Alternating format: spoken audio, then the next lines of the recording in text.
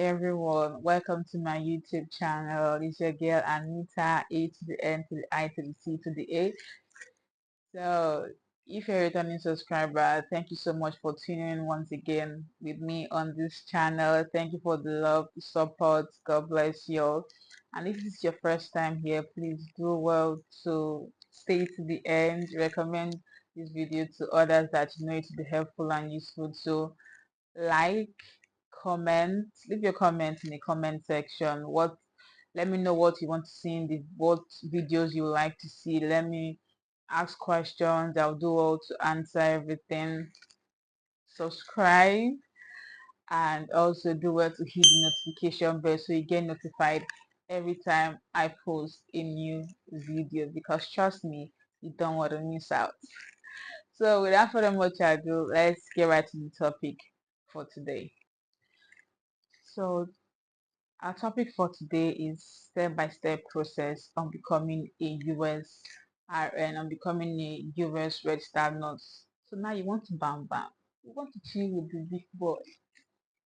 Don't mind me. So now you've conceived in your mind that you want to become a US registered nurse. So there are steps I'm going to talk you through that you need to follow right to the point where you get to write the NCLEX, because you don't just go right in the NCLEX. You have to go through some steps. So the first step on my list is choose a state. Have it here, the state you would like to use, the state board of nursing you would like to use for this process. And let me let you know that the state you choose might not be the state you're actually practicing. We'll get right to that point. So first of all, choose a state. There are 50 states in the United States of America. So pick a state, New York, New Jersey, and so on and so forth. So speaking of states, I will advise you to not pick a state based off on popularity. Pick a state based on their requirements. What are the requirements for me, especially as a foreign trained nurse? You want to go to state that the process will be seamless for you. For example, me as a Nigerian trained nurse, I had to look for a state that would not stress me, because we want soft life, okay? So I went for New York. You see, most foreign trained nurses going for New York, Texas, New Jersey, and so on, because of the process is not stressful. So there are some states that require you to have an SSN before they can even give you a license. Because these states, why it's very important for you to choose a state, know the state you particularly you want to use in the very first instance. Because at some point you have to apply for licensure in this particular state. But when you pass your NCLEX, that particular state gives you a license automatically to be able to practice as a registered nurse in that particular state. So there are some states that require you to have an SSN, this social security number. And baby girl or whoever, you don't even live in the United States of America already to be able to have an SSN. States like California, Vermont, Maryland, Florida, you want to avoid those states. Those people that can cope with it, those that the process goes with them, those are people that would go for that state. But for you, it wouldn't be an option for you. So don't choose a state based off on popularity. Check their requirements and see if it's something you can vibe with, see if it's something that goes with you. And one thing you need to know that is the particular state you choose that gives you licensure at the end of the day when you pass the NCLEX might not be the state you end up practicing in. Hear me out. So let's say, for example, you use New York, you apply with New York, and at the end of the day, after you pass your NCLEX, you're looking for a job. You don't get a facility in New York, or you don't get a job in New York that you like, or you don't just get a job in that particular state. You have to look for other states. You can get it. You can look for work in every state, any state, be it Texas, New Jersey, North Dakota, anywhere you want to. You understand? So let's say you now get a job in like New Jersey or Texas. That's where endorsement of license comes in. You have to do some verification of your license with your nursing body in your particular country. Like for Nigeria, the NMCN, the Nursing and Medical Council of Nigeria. So you do a verification with the Nursing and Medical Council of your particular country, verify your license, nothing stressful, and then you can go through the process. Then you will not be issued a license to practice in that particular state that you got a job in. That's if the place you got a job in is quite different from the state you applied in. Do you get me? So that is it. So please choose a state based on the requirements. Go with something that would work for you. So the second step on my list has got to be credential evaluation. So at this point, your credentials need to be evaluated because USA, United States of America, want to see that you are eligible to go on with this process. They want to see that you meet their requirements to be able to go on with this process and at the end of the write the NCLEX. So there are different bodies that help with this evaluation. The most popular one is the CGFNS, that's Commission on Graduates of Foreign Nursing Schools. CGFNS is the body that helps with credential evaluation services. They provide a detailed analysis of nursing credentials that are earned outside the United States of America. So you go to www.cgfns.org, you go there, download documents. You have to pay a fee. I think it's about $450 now, but you see there, you pay a fee, you download the documents you need to fill, the one you need to send to your nursing institutions, the one you send to your nursing body in your country, like for Nigeria, the NMCN. So all these documents are being filled. NMCN is supposed to verify your license and send it to CGFNS. You say all these documents will be sent to CGFNS. Your school will be required to send your nursing transcripts and any other results or any other document that CGFNS is required to send. You send all these to CGFNS so they can verify these documents. And the money you are paying is for the search report. That's the credential evaluation professional service report. Because at this point, when they finish verifying it, when you find out your document, they send your documents to the nursing body that the state nursing body you've applied with. Let's say you apply with Texas. So when they finish verifying the document, they have to send it down to Texas Board of Nursing. So the next step on my list is going to be create an account with the nursing body. That nursing body you already chose. That nursing body you chose because it was perfect and less stressful for you. The nursing body you already kept as recipient when you registered with CGFNS as recipient for your search report. That's the same nursing body you would go to their website and go create an account with. Then you apply for licensure. So when you apply for licensure, you follow the prompts. And please do not forget all this process requires fees. So you get to pay, then go on with the process.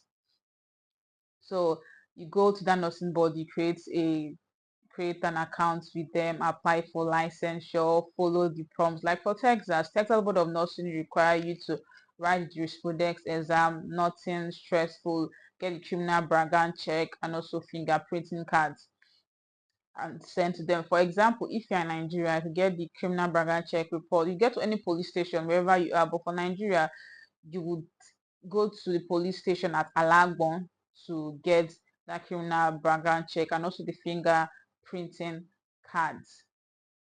For New York will require you to write an exam, just a little bit of test. I think it's just like the jurisprudence exam for Texas Board of Nursing. New York will require you to write a test on child abuse and infection control. They'll give you what to study on the child abuse and infection control. And trust me, something easy, something you could easily get 100% on. Then a document is issued to you to say that, okay, you've actually completed this test, and you also have to send it to them when you are done completing the test and you've gotten the document, send it to them. Then you go on to the next process. So ladies and gents, after creating an account with the nursing board, the next step is going to be creating an account with PSCView. So the next step is create an account with PSCView, which begs the question, what is PSCView?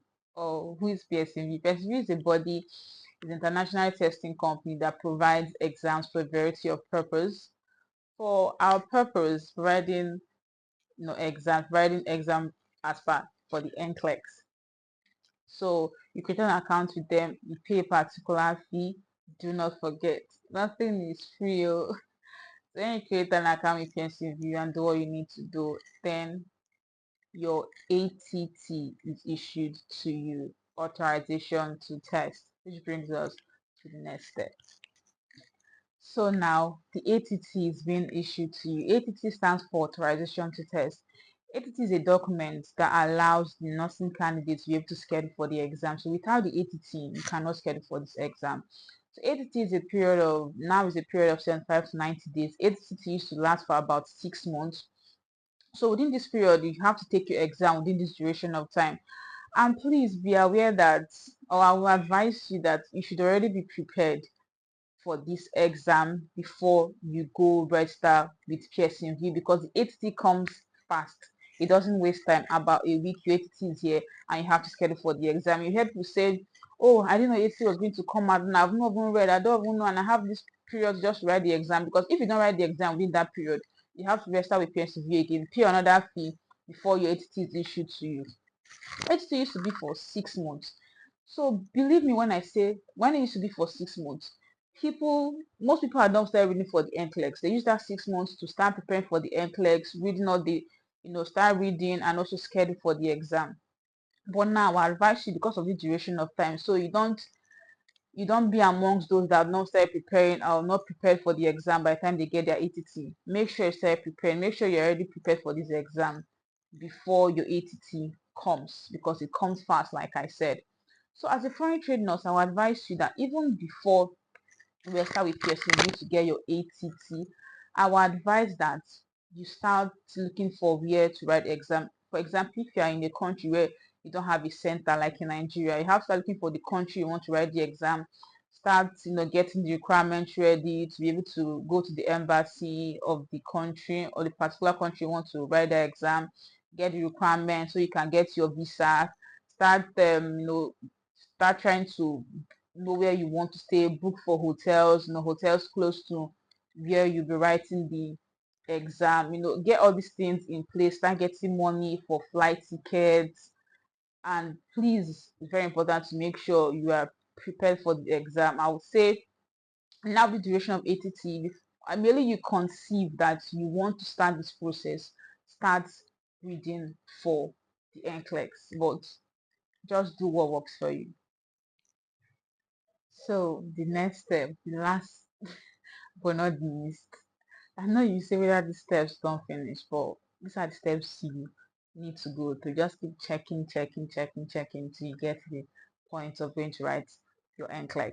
So now, well done, congratulations, you get to this last step.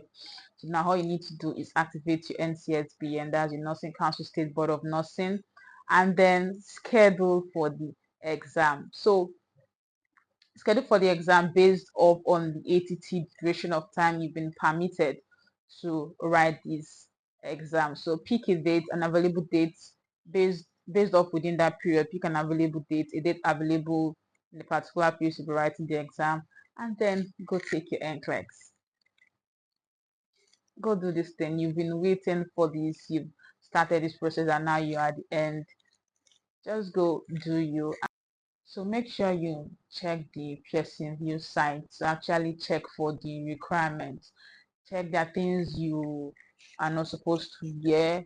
There's some certain kind of clothes you're not supposed to wear, or things you're not supposed to bring to the exam. Go to Pearson VUE website and check out all this. Then go in there with your anxiety level in check. I know you could be anxious, but just take a deep breath. Breathe in, breathe out. You can do this. So we've officially come to the end of this video. Thank you all for staying tuned with me till the end. If you stay to the end of this video, then you are the real MVP. So thank you so much for the love and support. Please keep it coming. So please do not forget to like, to comment, subscribe, and turn on that notification bell or button so you get notified every time your girl drops a new video, because it's always a banger and you do not want to miss out. So to me again, thank you so much for the love and support so far. God bless you. Bye bye.